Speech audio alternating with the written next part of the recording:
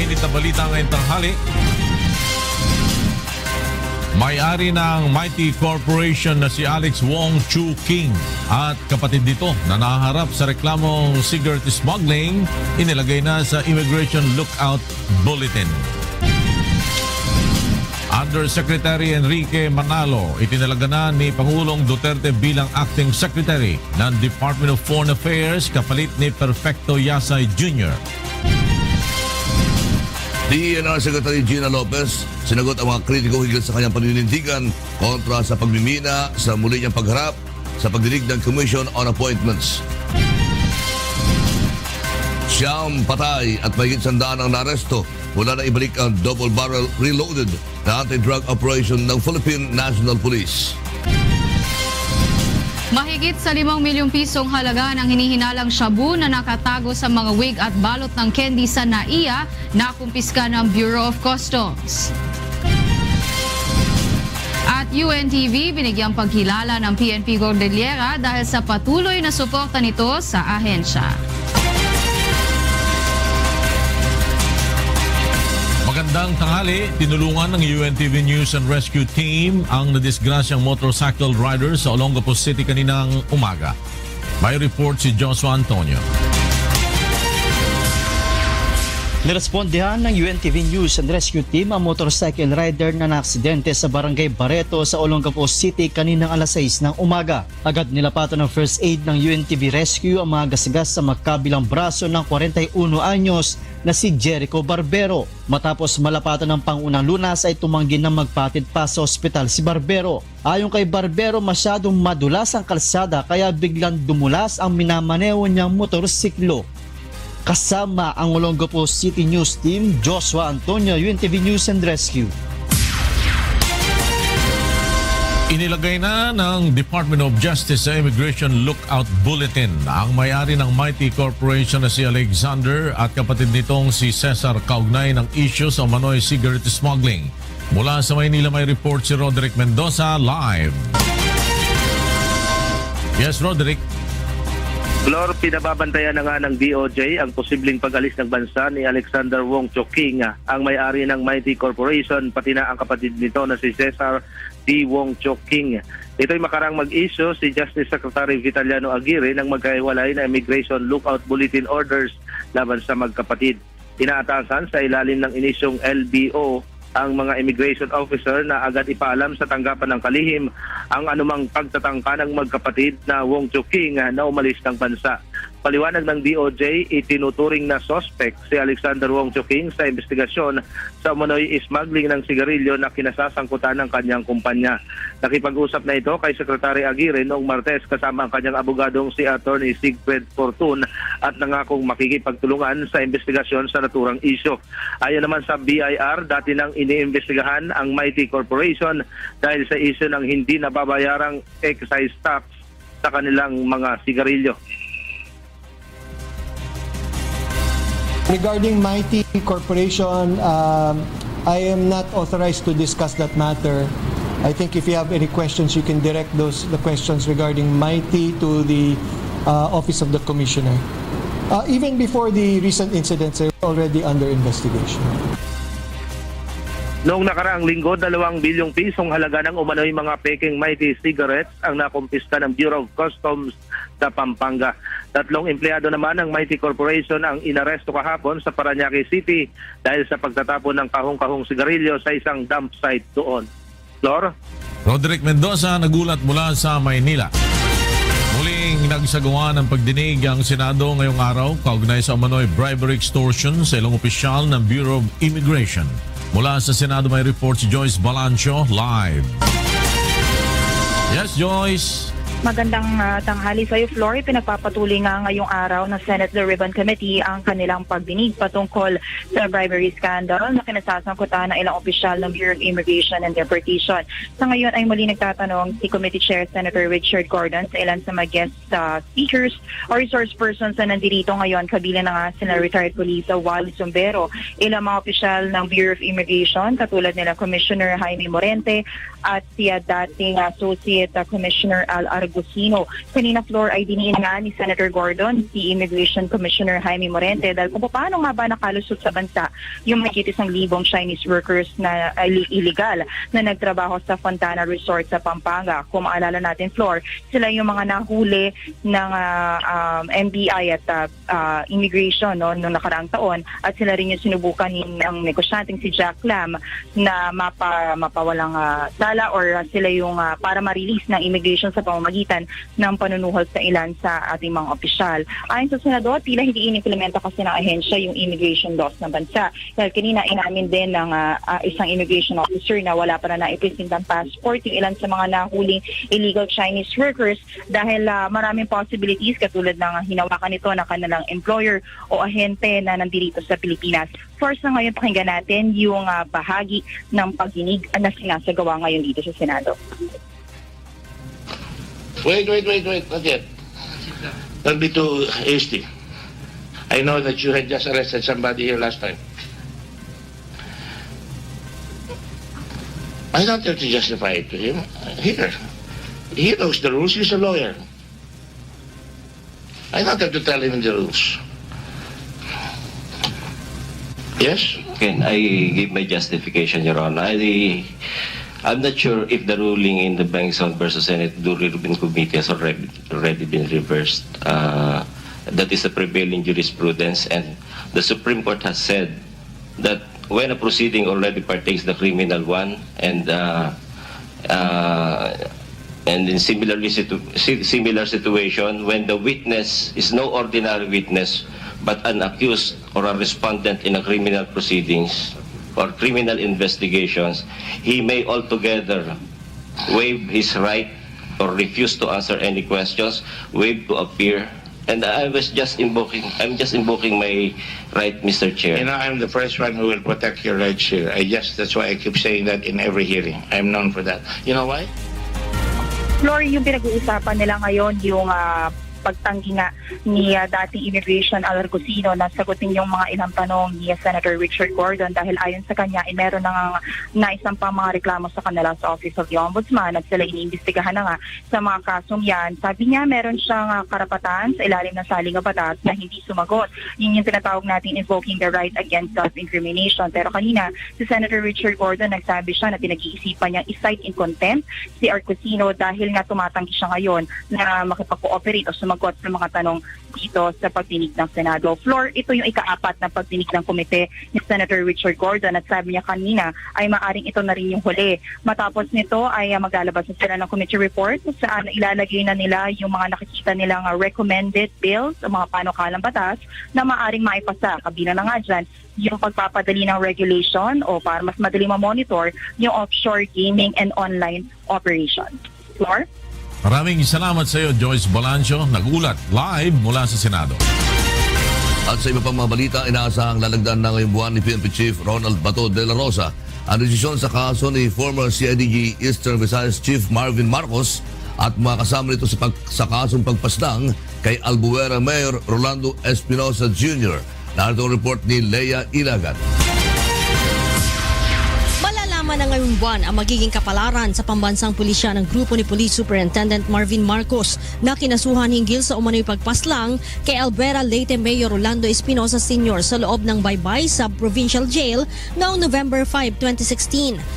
Ayon kay PNP Internal Affairs Service Deputy Inspector General Police Director Leo Angelo Lioterio, ipinababalangkas na sa kanila ni PNP Chief Police Director General Ronald Bato de la Rosa ang desisyon sa kaso para mapirmahan niya ito. Yung resolution namin with the recommendation, binigay namin kay Bato. So parang siya, in agreement siya doon. So ibinalik niya, kayo na rin ang mag-draft ng decision para pirmahan ko na lang. Tumanggi naman si Lioterio na ihayag ang kanilang desisyon at ipauubayan na lamang anila kay General De La Rosa ang paghahayag nito sa publiko. The decision of the Chief PNP is final and executory. Immediately after he decides, he can direct his Director for Personnel and Records Management to issue the orders dismissing such personnel from the police service. Paglilinaw pa ng opisyal, sakaling tanggalin ang mga ito sa serbisyo ay forfeited din ang lahat ng kanilang mga benepisyo kahit pa ongoing ang kanilang apila sa National Police Commission, Civil Service Commission o kung makararating pa sa Supreme Court. Leia Ilagan, UNTV News and Rescue. Camp Crame. Ayaw ng patulan ng Pangulong Rodrigo Duterte ang mga alegasyon laban sa kanya ng self-confessed hitman at umano'y dating miyembro ng Davao Death Squad na si retired SPO3 Arthur Las Cañas. Sa talumpati ng Pangulo sa Philippine Councilors League Congress sa World Trade Center sa Pasay City kagabi, sinabi nito na matagal na at paulit-ulit na lamang ang mga paratang na ipinupukol sa kanya. I have consistently refused to answer because pabalik-balik na lang kasi it's been the norm of conduct of the opposite side. Wala ka nang magawa eh. So except to shut up. Sa halip na sagutin ang mga ito, mas nanaisin ni Pangulong Duterte na gampanan na lamang ang kanyang trabaho bilang pinuno ng bansa. Binanggit ng Pangulo ang filosofiya ni dating United States President Abraham Lincoln na nagsilbing halimbawa niya kung papaano haharapin ang mga kritisismo. If I were to try to read, much less answer all attacks made on me, this shop might as well be closed for any other business. I do the very best I can, and I mean to keep doing so until the end. If the end brings me out all right, what is said against me won't amount to anything. But if the end brings me out wrong, 10 angels of God swearing I was right would make no difference. Nakahanda rin ang punong ehekutibo na harapin ang magiging epekto ng kanyang mga naging hakbang at desisyon. But I am facing so many allegations. Some are invented, but some are true. Walang problema yan. So I am ready to go to jail, rot in there, for the right charges and for the right punishment. Huwag naman yung lahat itapon sa akin, pati basura, garbage, pabalik-balik. Maki Libradilla, UNTV News and Rescue, Philippines. Siyam na ang naitalang patay mula nang ibalik sa Philippine National Police o PNP ang anti-drug operations laban sa iligal na droga sa bansa nitong Lunes. At mula sa Camp Crame, may report si Grace Casin live. Magandang tanghali sa'yo, Grace. Yes, Wyla, 4 na araw pa lang mula lang bumalik ang PNP sa kanilang operasyon kontra iligal na droga at siyam na ang naitalang patay. Ang paulit-ulit na dahilan ng PNP dyan ay nanlaban ng mga sospek at kailangan din nilang ipagtanggol ang kanilang sarili. Base sa data ng PNP, March 6, 2017 hanggang ngayong araw, 103 na ang mga operasyon kontra iligal na droga na isinagawa ng PNP sa buong bansa. Siyam ang nasawi habang 145 naman ang kanilang mga naaresto. Sa ilalim ng Project Tokhang, mahigit 1,000 bahay na ang kanilang binisita at kinatok kung saan 13 ang umaming gumagamit ng iligal na droga at kusang nag-surrender sa mga otoridad. Wala pa naman sa mga ito ang nagpositibo sa drug test. Ayon kay Police Senior Superintendent Junardo Carlos, sisikapin ng pambansang pulisyan na maging less bloody ang kanilang operasyon gaya na rin ang direktiba ni PNP Chief Police Director General Ronald De La Rosa. Subalit kailangan din daw protektahan ng mga pulis ang kanilang mga sarili laban sa mga kriminal. Dagdag pa nito, dumadaan naman umano sa investigasyon ng mga pulis na umano'y nakakapatay ng mga sospek upang alamin kung lumabag ang mga ito sa karapatang pantao. Narito pa ang ilan sa mga naging pahayag ni PNP spokesperson Police Senior Superintendent Junardo Carlos. Magpapatupad po kami ng aming mandato, magpapatupad po kami ng batas. Sisiguruhin namin na ligtas yung taong bayan, ligtas po ang mga sospek, ligtas po ang ating pong mga alagad ng batas. Pag dumating po sa punto na malalagay sa alanganin ang buhay ng ating taong bayan, ng alagad ng batas, dahil po doon sa aksyon na iprinisenta doon sa sitwasyon ng sospek, kami po ay didepensa. While Yan ay ilan sa mga safeguard na inilagay ng PNP sa kanilang pagbabalik ng operasyon kontra illegal na droga. Ay magsasama nga sila ng mga opisyal ng barangay, maging ng representative ng religious organization na naroon sa area na yon. Subalit ngayong tumatanggi na ang ilang mga religious organization na sumama sa mga oplang tokhang na gagawin ng PNP. Ayon dyan sa PNP, at least daw ay binigyan nila ng pagkakataon ng mga ito na makita ang operasyon na kanilang iginagawa. Ngayon kung tumanggi ang ilan, tuloy pa rin daw sila sa kanilang gagawing operasyon kontra illegal na droga. Waila? Maraming salamat sa iyo, Grace Casen, live mula sa Camp Crame. Samantala sa unang pagkakataon, binanggit ni Pangulong Duterte na ang Cebu ang may pinakamataas na bilang ng mga gumagamit ng illegal na drugs sa buong bansa. Sinabi ito ng Pangulo ilang araw matapos na muling ibalik sa Philippine National Police o PNP ang pagsasagawa ng operasyon laban sa illegal drugs. Narito ang report ni Mirasol Abugadir. Lunes nang muling ibalik ng Philippine National Police ang operasyon kontra illegal drugs sa pangunguna ng binuong PNP Drug Enforcement Group o PDEG. Nagdesisyon si Pangulong Rodrigo Duterte na paganahin muli ang puwersa ng pulisya upang maging katuwang ng Philippine Drug Enforcement Agency o PDEA sa pagsugpo ng talamak na illegal na droga sa bansa. Kagabi, binigyang diin ng Pangulo ang maigting na kampanya kontra droga at korupsyon. I'm ready to go to prison for the right accusation. On the right penalty. Walang problema yan. I gave the orders. Go out and hunt for them. Arrest them if it's still possible. But if they resist violently, placing your life in danger, shoot and shoot to kill. Inuulit-ulit ko na yan. Ayon sa punong ehekutibo, nasa 4 na milyong Pilipino ang lulong sa ipinagbabawal na gamot. Kabilang narito ang mga lokal na opisyal at libo-libong pulis. At sa unang pagkakataon, binanggit ni Pangulong Duterte ang lalawigan ng Cebu na mayroong pinakamataas na reported drug use. Ngayon, yung iba dyan, 40% of the total barangay captains of the entire Philippines may tama sa Cebu. About 6,000 policemen. Cebu has the highest rate of, hindi nila alam to for the first time, sinasabi. Pag-abot siguro ng, sabi ng nandyan sa loob, but I think it's about 60-70. Mahirap tanggalin ang pera. Yung mga municipal mayors, yung iba, marami ring mga konsihal, municipal councilors, are into it. Samantala, muli ring nagbabala ang Pangulo sa mga tiwaling opisyal ng pamahalaan mula sa may pinakamababang pwesto hanggang sa mga bumubuo ng kanyang gabinete. I will stop corruption. And I will do it. And as a matter of fact, I am really focused on sa corruption. Dito sa amin, sa taas, I assure you that yung mga cabinet members are clean. But yung sa mga agencies na, alam naman natin, kayo alam ninyo yan, corruption abounds. And even sa local government, pinakamarami dyan. Bantay kayo dyan. Mirasol Abugadil, UNTV News and Rescue, Philippines.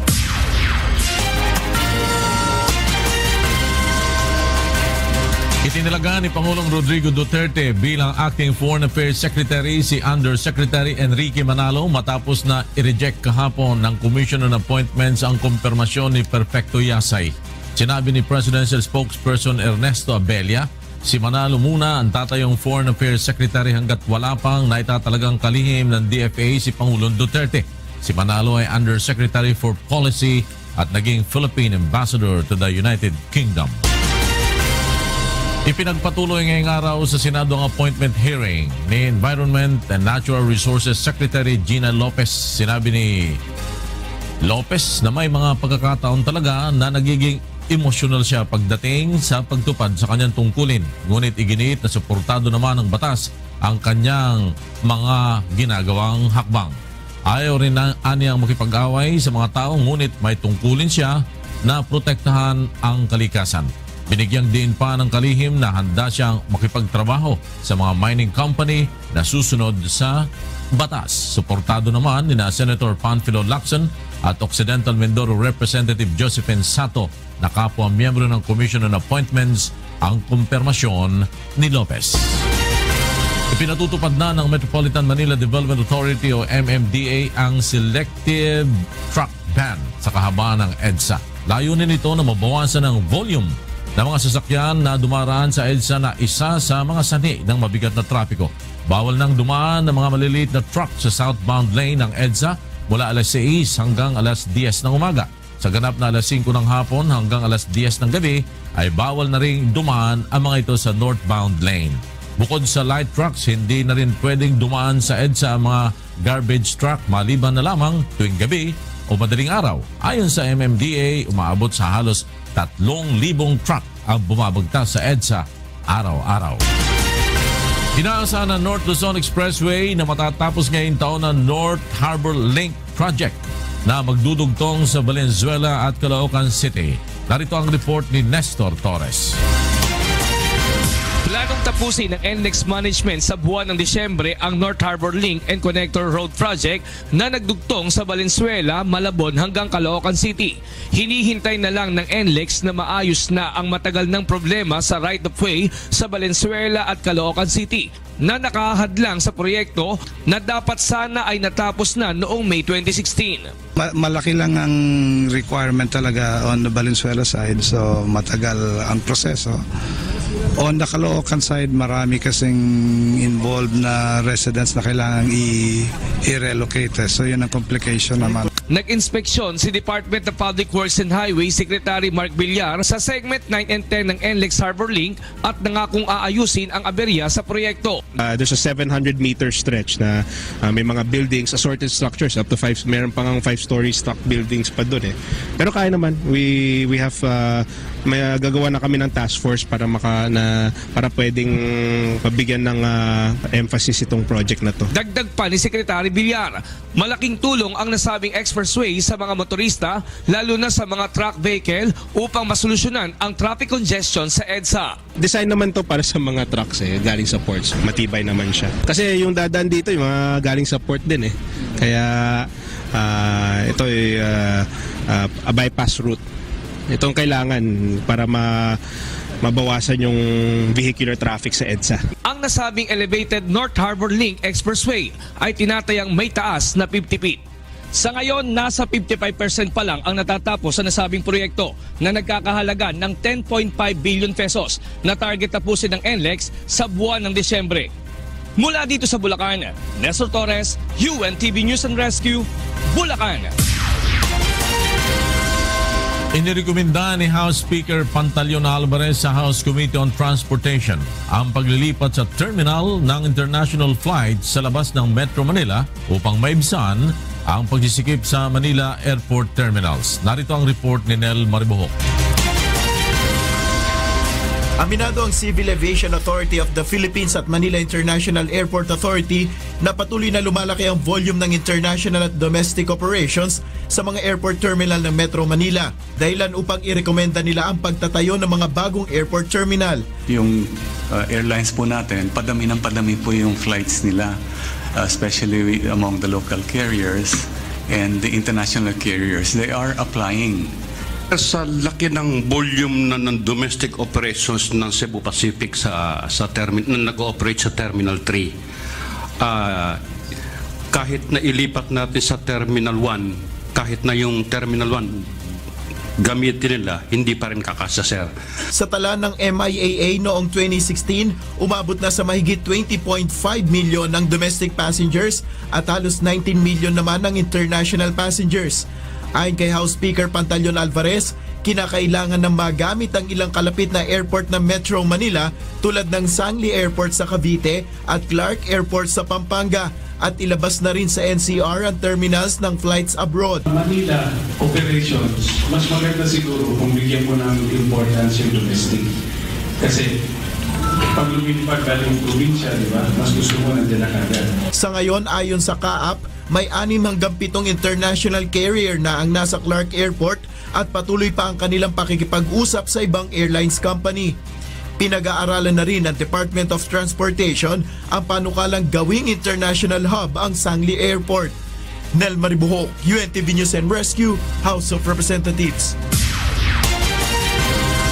Umapila sa Land Transportation Franchising and Regulatory Board o LTFRB ang kumpanyang Panda Coach Tourist Transport na bawiin ang ipinataw na suspensyon sa operasyon nito. Sinuspinde ang operasyon ng bus company matapos ang aksidente sa Tanay Rizal na ikinasawi ng 14 na estudyante ng Best Link College of the Philippines. May report si Joan Nan.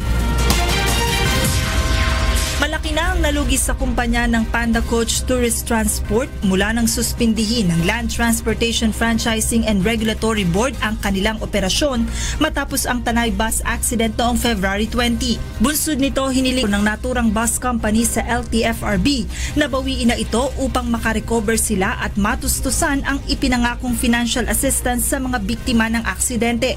How can Panda now can provide financial assistance to the victims kung wala namang trabaho ang Panda, kung ipapaklose mo yung operations? So saan kami ngayon kukuha ng pang-assist lalo na dun sa critically injured na nasa hospital pa? Hindi naman pinagbigyan ni LTFRB Chairman Attorney Martin Delgra ang hiling matapos umanong mapag-alaman ng board na phase out na ang modelo ng bus na naaksidente sa Rizal. The board have to dig deeper kung bakit nagkakadisgrasya yung bus nyo. And as it turned out, if I may say this, short of misrepresentation, iba yung nisubmit ninyo na ORCR, iba yung nadiskubrihan namin na yung bus ay matagal ng phase out. So in order to avoid any further accident, the board deemed it proper, na kailangan i-suspend yung entire fleet. Bunsod ng desisyong ito ng LTFRB, pinag-aaralan na ng mga abogado ng Panda Coach na umapila sa mas mataas na hukuman upang mailif na ang suspension order sa kanilang mga bus. Habang patuloy namang pinag-aaralan ng ahensya kung maaari ring patawan ng suspensyon o kanselasyon ang operasyon ng Harana Tours. Samantala, inatasan na rin ng LTFRB Board ang SCCI Management and Insurance Agency Corporation na ihanda na ang lahat ng mga kaukulang dokumento para sa pagre-release ng natitirang 150,000 pesos na ayuda para sa bawat naiwang pamilya ng mga nasawi sa aksidente. Inaasahang matatanggap ang kabuuang insurance ng mga biktima sa susunod na linggo. Joan Nano, UNTV News and Rescue, Quezon City. Nababahala na ang National Food Authority sa patuloy na pagkaunti ng buffer stocks o imbak na bigas sa mga warehouse nito dahil sa problema sa rice importation. Narito report ni Ray Pelayo.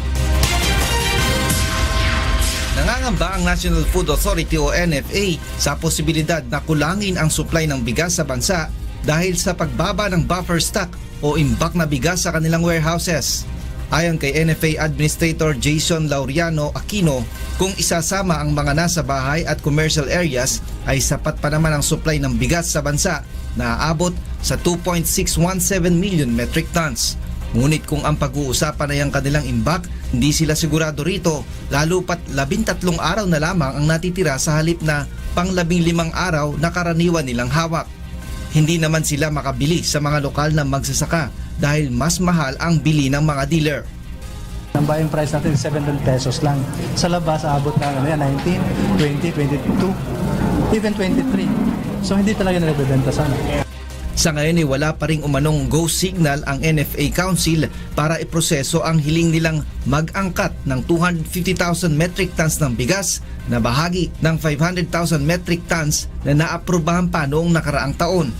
Pag tinamaan tayo ng bagyo and other calamities, baka wala na kaming may suporta o maibigay sa DSWD, sa NDRMC, and the local government.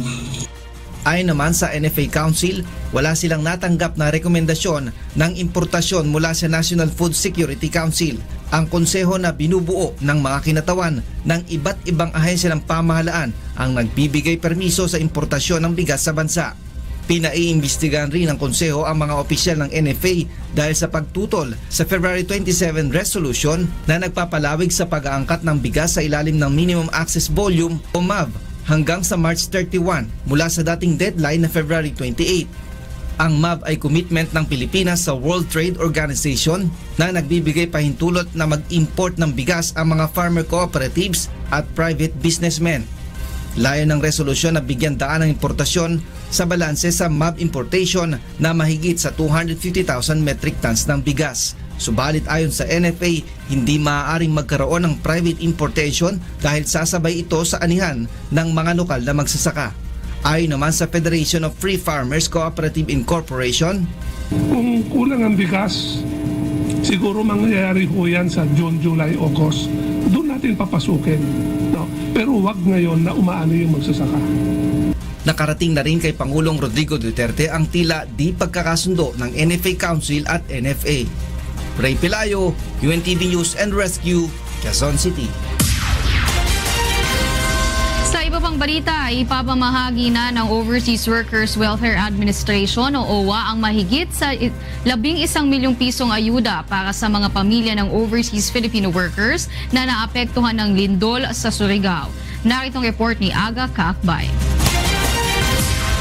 Matatanggap na ng pamilya ng mga overseas Filipino workers na nabiktima ng lindol sa Surigao City noong Pebrero ang tulong pinansyal mula sa Overseas Workers Welfare Administration, katuwang ang Department of Labor and Employment. Ito ang pahayag ni Labor Secretary Silvestre Bello III sa pagdiriwang ng Women's Month ng OWA at pagbibigay parangal sa mga natatanging kababaihan na mula sa 17 regional welfare offices.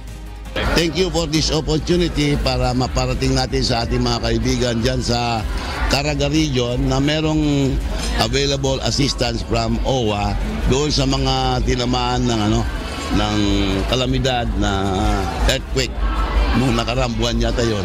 So kung meron kayo po ay mga OFWs o kaya dependents na mga OFWs, bibigyan po namin kayo ng financial assistance at saka yung mga livelihood projects. Sa bisa ng Board Resolution Number 006 Series of 2017, pagkakalooban ng 3,000 pesos ang bawat pamilyang aktibong OWA member at 1,500 pesos naman para sa hindi aktibo. Ang mga naapektuhang pamilya ay maaring mag-apply para sa nasabing financial assistance sa OWA Caraga at makipag-ugnayan sa pamamagitan ng kanilang contact details. Aga Kaakbay, UNTV News and Rescue, Pasay City. Magsasagawa ng libreng livelihood training program ang Metropolitan Manila Development Authority o MMDA sa mga empleyado nito na naglalayong madagdagan ang kanilang kita. Naritong report ni Leslie Longbowen. Hindi lingid sa kaalaman ng marami na hindi ganun kalaki ang sweldo ng mga nagtatrabaho sa Metropolitan Manila Development Authority, kaya nag-isip ng paraan ng pamunuan nito kung paano makatutulong sa kanilang mga tauhan at kanilang mga kaanak. Nilagdaan na ni MMDA General Manager Tomas Orbos ang Memorandum of Agreement kasama ang isang kilalang cosmetology school na siyang magbibigay ng libreng seminar sa hairdressing at massage therapy. So napakaganda po niyan, considering po na talaga mababa ang sweldo ng ating mga tauhan dito sa MMDA, ito po yung malaking tulong sa kanila. Isa si Josephine Jonas sa mga nagpatala upang mag-avail ng libreng training na aniya ay posibleng makadagdag sa kanyang kita. Sahod mo hindi sapat sa'yo, syempre pagka meron ka ng pagkakuhanan, di malaking bagay sa budget sa bahay mo yan tsaka sa pamilya mo. Tiniyak naman ng naturang cosmetology school na magkakaroon ng trabaho ang mga sasailalim sa programa. Magsisipag lang po sila, they will be earning more than minimum wage. Ang ibang kasamahan po namin, regular hairdresser, nag-earn po ng more than 10 to 15,000. Ang naturang proyekto ay isa lamang sa mga programa ng MMDA na naglalayong maiwasan ang pangungutong ng mga empleyado nito. Leslie Longbowen, UNTV News and Rescue, Makati City. Nakumpiska ng Bureau of Customs o BOC sa dalawang magkahiwalay na operasyon sa Ninoy Aquino International Airport ang mga shabu na nakatago sa wig at candy wrapper na nagkakahalaga ng 5.5 million pesos. At mula sa Maynila, may report si Aiko Miguel live. Go ahead, Aiko. Yes, Wyla, magandang tanghali. Tinatayang 5.5 million pesos nga ang kabuang halaga ng mga pakete ng shabu na nakumpiska ng Bureau of Customs sa Ninoy Aquino International Airport. January 20 nang makumpiska ng Bureau of Customs ang candy wrappers sa isang DHL warehouse commodity sa NAIA na nakatakda sanang ipadala sa Doha, Qatar sa nagngangalang Annalyn Dionisio mula sa isang Randy Olivares sa Santa Cruz, Manila. 10 gramo ng shabu ang isinilid sa mga candy wrapper. Sa isa pang hiwalay na operasyon, March 2 naman dumating sa bansa ang isang shipment mula sa isang Mbiko Madama Aminata mula sa Republic of Congo. Pinadala para kay Joseph Amistad na naka-address sa Tabunok, Talisay, Cebu Province. Isinilid ang 1.2 kilos na shabu sa mga balot ng wigs na nakalagay naman sa isang itim na backpack. Ayon kay Deputy Commissioner Ariel Nepomuceno ng BOC Enforcement Group, na iimbestigahan pa kung sino-sino ang mga sangkot sa pagtatangkang pagpuslit ng mga shabu papasok at palabas sa bansa. Ayon pa sa BOC, tila fictitious o gawa-gawa lamang ang mga pangalan ng mga sender at consignee na nakalagay sa mga shipment. Kaagad namang masasampahan ang kasong paglabag sa Republic Act 9165 o ang Dangerous Drugs Act of 1972 at violation sa Republic Act 10863 o ang Customs Modernization Act ang mga mapapatunayang perpetrator ng mga illegal na droga. Kaisa ng BOC Enforcement Group ang mga NAIA, Interagency Drug Interdiction Task Group na binubuo ng PIDEA, Philippine National Police at NAIA Airport Police sa pagsasagawa ng mga operasyong laban sa illegal na droga sa loob ng NAIA. Waila kanina nga ay formal lang itinurn over ng Bureau of Customs sa PIDEA ang mga pakete ng shabu na nakumpiska nga sa loob ng Ninoy Aquino International Airport. Yan muna ang latest live. Balik sa iyo, Waila. Maraming salamat sa iyo, Aiko Miguel, live mula sa Pasay City.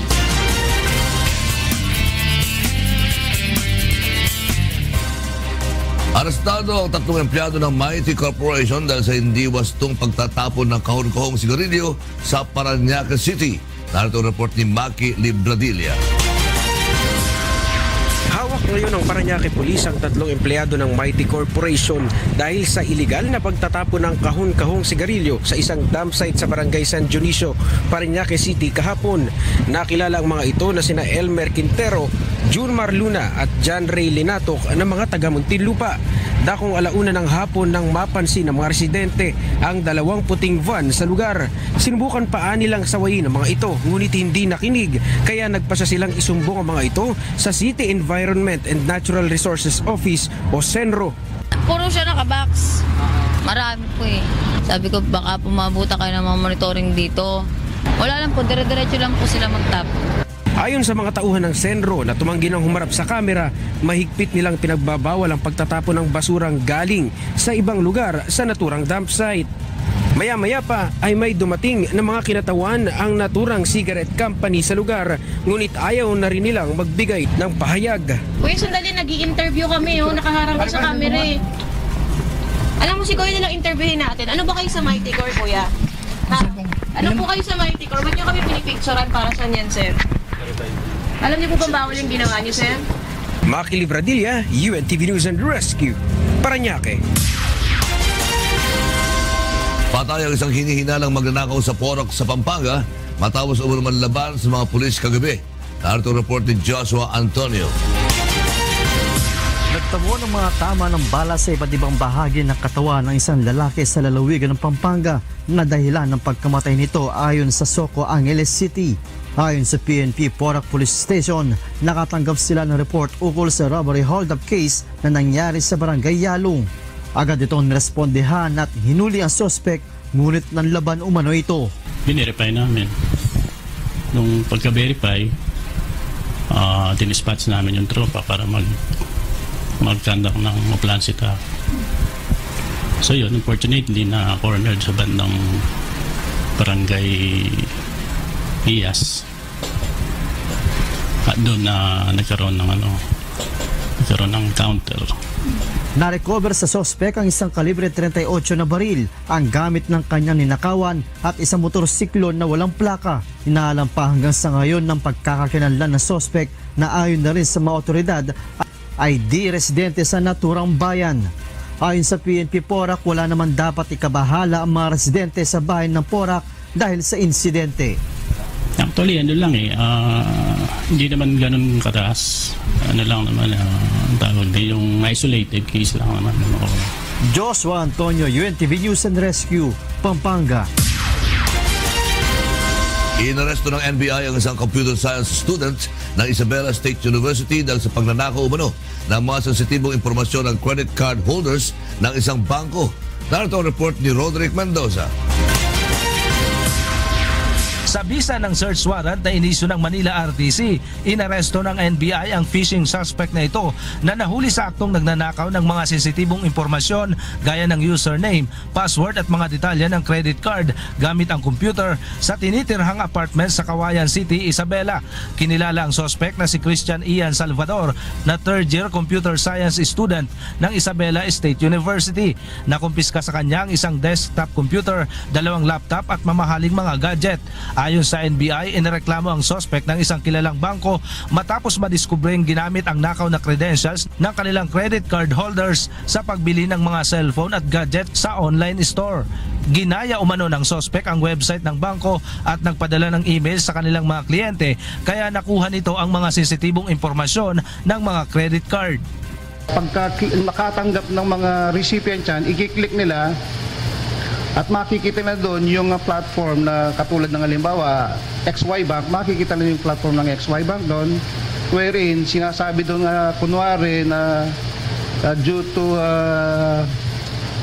proliferation of bank fraud, they have to update their database and to implement security measures that they have to, this target victims will have to encode their names, date of birth, credit card numbers, including the security code. Hindi patukoy ng NBI kung magkano ang nanakaw sa mga credit card, ngunit aabot sa 2,000 accounts ang nabiktima nito. Aminado naman ang suspect sa ginawa, ngunit para lamang anya ito sa kanyang research.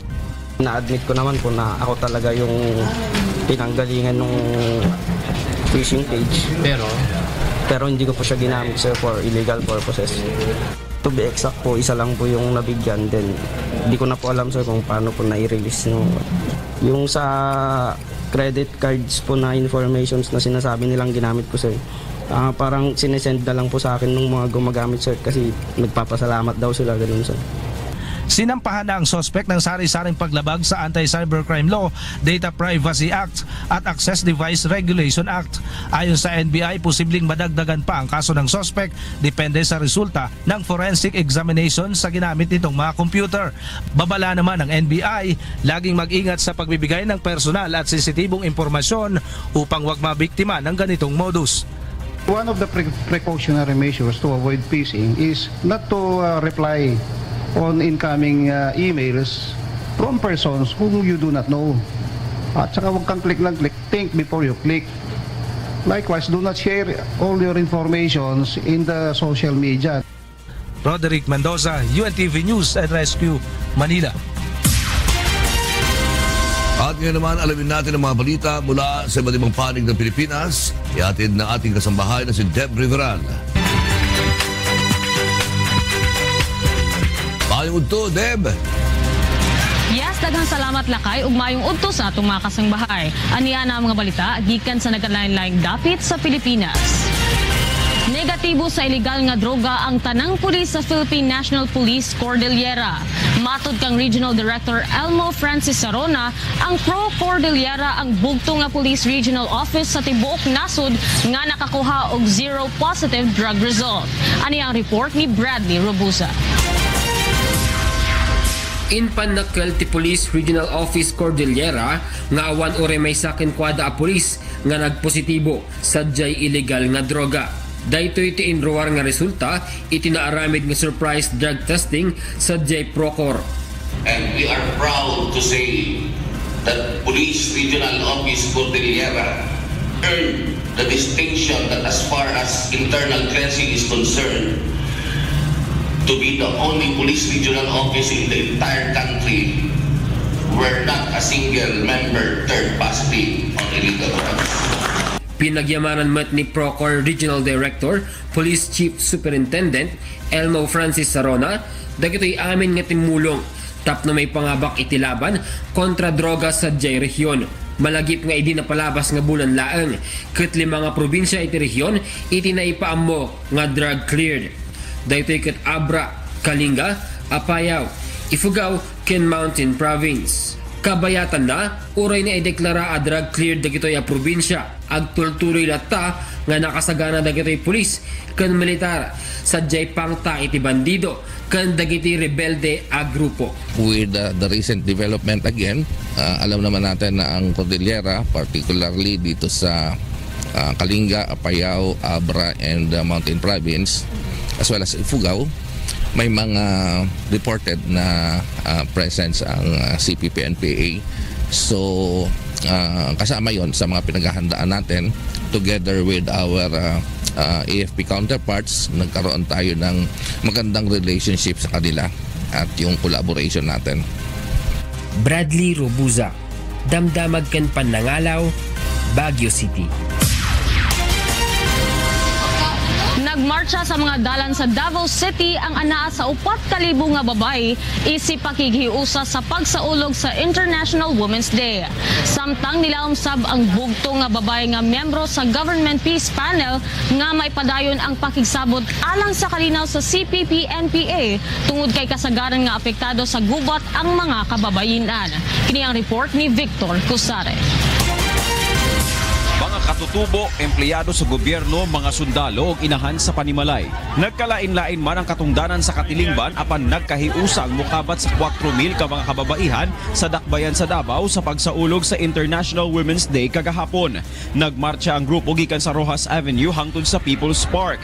Usa sa nakig-uban sa okasyon si Attorney Angela Librado Trinidad nga miyembro sa Government Peace Panel nga nakig-istorya sa National Democratic Front. Sumala pa kang Trinidad, daghan pa ang kinahanglang mahimo aron maprotektahan ang katungod sa mga kababaihan.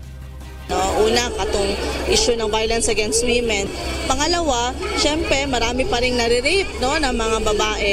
Dugang pa ni Trinidad, kulang usab ang representasyon sa mga kababaihan sa panggamhanan.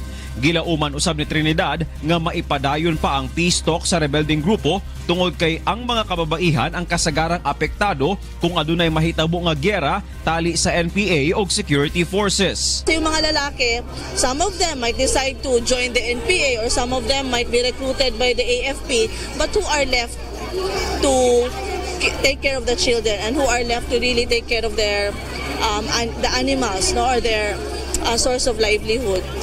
Babae. At yung babae usually din caught in the crossfire. Sumala pa kang Trinidad, girespeto nila ang desisyon ni Presidente Rodrigo Duterte nga ipahunong ang pakikistorya sa mga komunista apan aduna sila'y nakitang paglaom nga abli paghihapon ng presidente nga ipadayon ang peace talks. Gihulat na lamang nila ang mahimong mando sa presidente mahitungod niini. Victor Cosare, UNTV News and Rescue, Davao City. Nidawat og pasidungog gikan sa Office of the President ang usa ka street sweeper sa Mandaue City, Cebu tungod sa gipakita ni ining kaligdong. Si Gladys Tuabi sa maong report. Halos napulo ka tuig nga street sweeper sa Mandaue City, Cebu si Avelino Sumagang. 59 anyos, adunay asawa og 4 ka anak. 4,000 ka pisos matagbuwan ang sweldo ni Mang Avelino nga giigo niya sa pang-adlaw-adlaw sa iyang pamilya. Apan bisan sa kalisod sa kinabuhi, wala kini nagpadani sa temptasyon nga angkunon ang napunitang bag sa miaging simana. Kundi gidala niya kini sa barangay hall aron mauli sa hingtungdan. Aduna kini sulod nga pitaka nga naay 6,000 ka pesos, iPhone ug uban pang importante nga dokumento. Og tungod sa iyang kamatinud-anon, nidawat si Mang Avelino og ganti gikan sa opisina ni Presidente Rodrigo Duterte. I want to commend si Manoy Sumagang for his heroism. Actually, it's not just being honest ba? It's more of being honest. It's being a hero to his people, to his Manawihanons. Magpasalamat ko sa atong ilang gihatag nako. Wa ko magdahom nga ngunaan nila mahitabo akong gamay raw tang gibuhat. Gihatagan si Mang Avelino og 5,000 ka pesos og nidawat sab kini og cellphone og 2 ka SIM card nga adunay tag 1,000 worth peso of load nga mamahimo niyang panginabuhian. Gladys Tuabi, UNTV News and Rescue, Cebu. Og mao kana ang mga balitang atong gitutukan gawas sa kauluhan. Gikan dinhi sa Cebu City, ako si Debra Viral. Maayong udto. Daghang salamat, Deb Riveral, gikan sa Cebu City. Susunod. Dallas Mavericks forward Dirk Nowitzki, ika-6 na player, nakakuha na ng 38,000 career points sa kasaysayan ng NBA. Pet owners sa Parañaque City sabay-sabay na pinabakunahan ang kanilang mga alagang hayop kasabay ng Rabies Awareness Month. At UNTV binigyang pagkilala dahil sa patuloy na pagsuporta sa mga programa ng PNP Cordillera.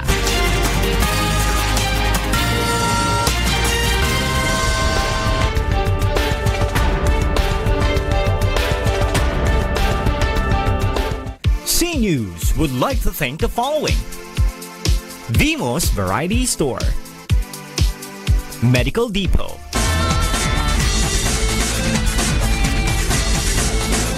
Isa na namang career milestone ang isinagawa ni Dallas Mavericks forward Dirk Nowitzki.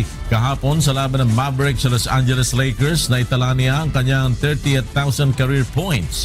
Bago simulan ang sagupaan, 20 points lamang ang layo ni Nowitzki sa 30,000 points mark na 5 player pa lamang sa kasaysayan ng NBA ang nakakagawa. Si Nowitzki na may average lamang na 13 points per game ay nagpamalas ng kanyang vintage performance. Pasok ang unang 6 na attempts ng German-born All-Star para sa 20 points, 10 minutes, 58 seconds ang nalalabi sa second quarter gamit ang kanyang fadeaway jumper sa sulok ng court sa harap ni Larry Nance Jr.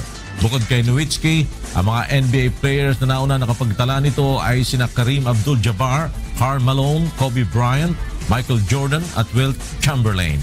Tanging sina Bryant at Nowitzki lamang ang naitala ang kanilang 38,000 career point sa isang team lamang. At alamin naman natin ang iba pang balita sa labas ng bansa mula kay William Tio. Good afternoon, William. Good afternoon, Wyla, and to all our kasangbahay. Here are the top stories from around the globe. A fire tore through a home for abused teenagers and children in local hospitals reported at least 40 others being treated for burns. Police reported the blaze started when a group of young people who had been isolated by authorities after a riot and an escape attempt at the center on Tuesday night set fire to mattresses. Authorities are investigating whether those who started the blaze were the same ones who tried to escape. Meanwhile, women in New York City joined those across the United States to use International Women's Day on Wednesday to demonstrate against President Donald Trump and his policies. Called A Day Without a Woman, women were urged to stay away from work or school as much as immigrants did on February 16 to protest Trump's immigration policies. Objectives of the rally included calling attention to the gender pay gap in which women trail men and deregulating reproductive rights. White House spokesman Sean Spicer said the Trump administration believed it was the right of the women to express themselves. We want to recognize the contributions that women make to our businesses, to our families, to our economy, to our society. And, you know, it's a free country. People have the right to express themselves. But I think that we should, on a daily basis, not just one day a year, but 365 days a year, appreciate the contributions that women make in all of those categories. A special school is gaining popularity in India because of its unique concept of giving elderly women a chance to learn. Devash Rai has the full story. आजीबाजी शाला विद्यालय भारत की कोई साधारण विद्यालय नहीं है। मुंबई की पूर्वी विद्या राजधानी फागन गांव की दादी विद्यालय में प्रौढ़ महिलाओं को पढ़ना और सीखने का मौका मिल रहा है। गुलाबी रंग की साड़ी स्कूल की वर्दी है। हर दोपहर गांव की धूल भरी रास्ते से उन महिलाएं गुजरती है। आम्ही सही करायला लागलो, मुलाक्षरा करायला लागलो.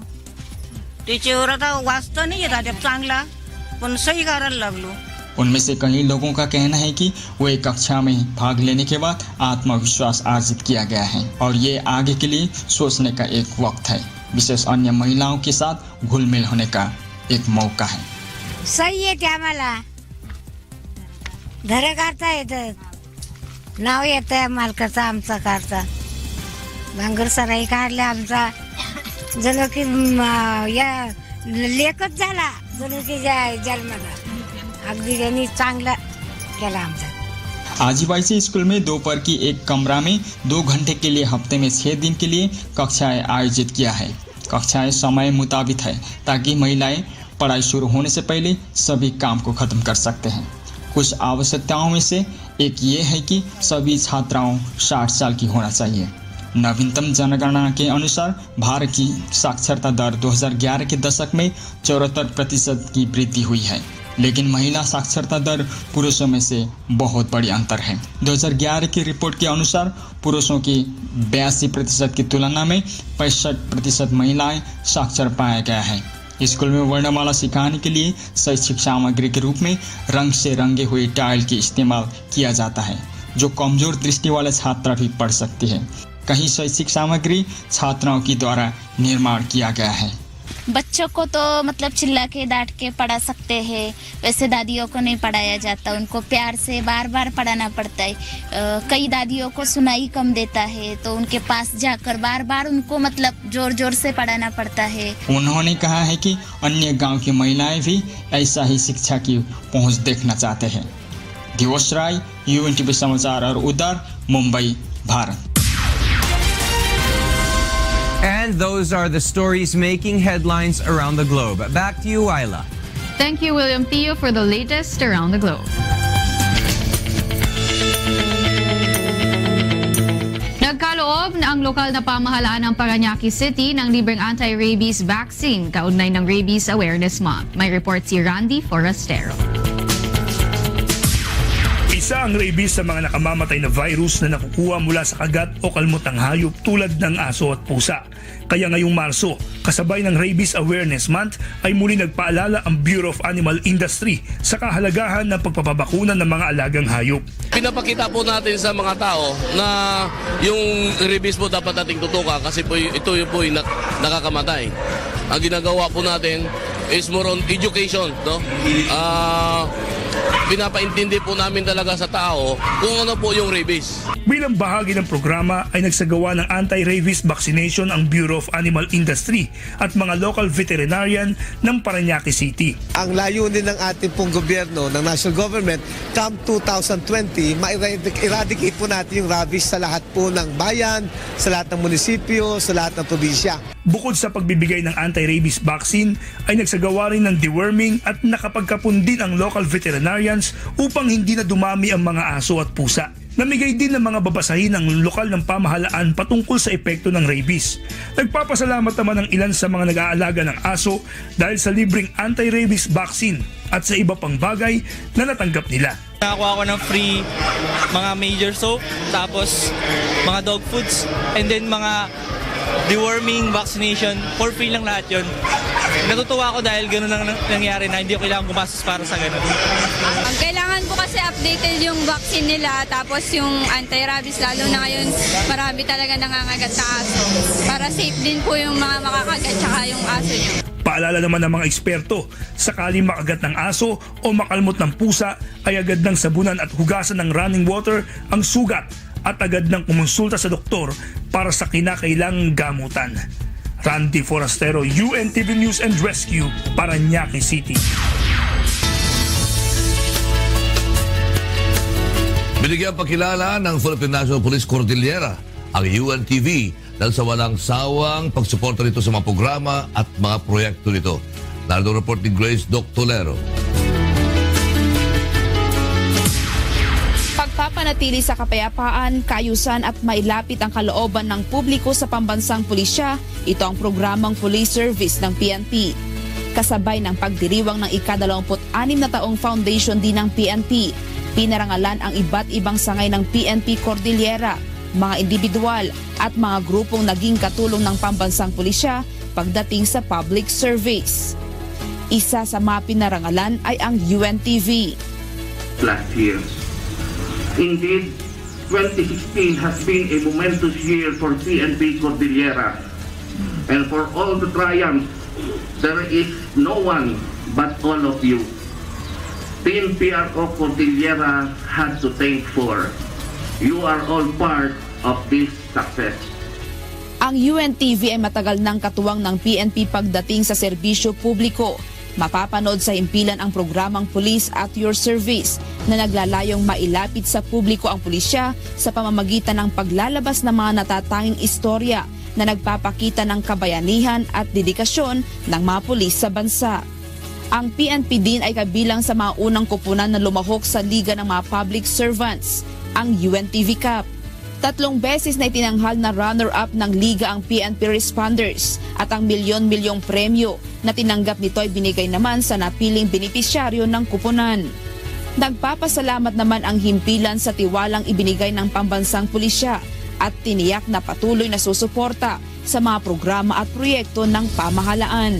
Kaisa po dyan ang UNTV, kaya ito ay isang bagay na pinagpapasalamat natin na ang organisasyon ng kapulisan dito sa Cordillera ay mayroong pagkilala sa mabuting gawa ng mga tao, mga organisasyon na nagmamalasakit sa kapakanan ng kapayapaan at ng tagumpay ng programa ng gobyerno. Grace Doctolero, UNTV News and Rescue, Benguet Province. At yan ang mga balitang aming tinutukan at inaksyonan. Dahil sa aming pagbabalita, una ang pagkalinga sa kapwa. UNTVC News, may balita sa mga panig ng daigdig. Magandang tanghali.